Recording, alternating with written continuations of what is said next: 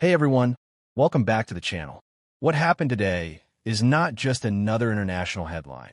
This is a moment that could reshape global politics. The United States has launched direct military strikes inside Venezuela. Russia is calling it armed aggression. Latin America is on edge. And the world is once again staring at the question, who actually controls the rules anymore? This video isn't about taking sides. It's about understanding what just happened, why it matters, and why this moment feels dangerously familiar. Russia's response was immediate and furious. Moscow called the U.S. action an illegal act of armed aggression and a direct violation of the UN Charter. Russia rejected America's justification completely, saying no country has the right to attack another sovereign state without international approval. What Russia is really saying here is simple.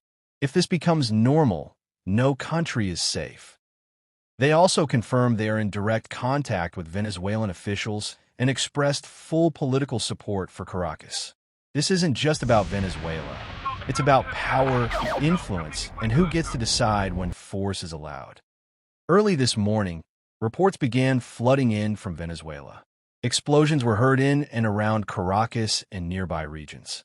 U.S. officials confirmed military strikes, describing them as a necessary operation tied to security and drug-related threats. Venezuela immediately declared a nationwide emergency. Air defenses were activated. Citizens were told to stay indoors. And then came the most shocking claim of all.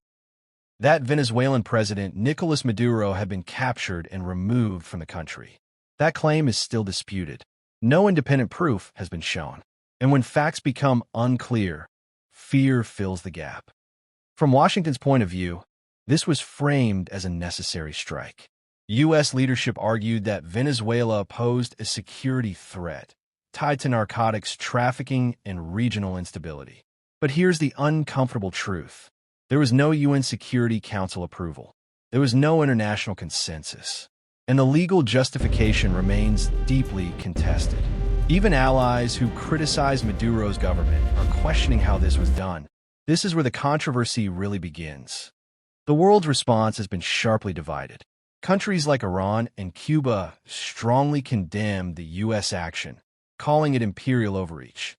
Several Latin American nations expressed alarm, not support, fearing instability, refugee crises, and regional chaos. Colombia even moved troops toward its border, worried about what could spill over. Europe took a more cautious tone, calling for restraint, dialogue, and respect for international law. This isn't unity. This is fragmentation. Let me be very honest here. This moment feels dangerous, not because of one strike, but because of what it signals. If powerful nations decide they no longer need global approval, if military force becomes the first response again, then international law becomes optional. And when rules become optional, chaos becomes inevitable. We've seen this movie before. It never ends well. Right now, everything is uncertain.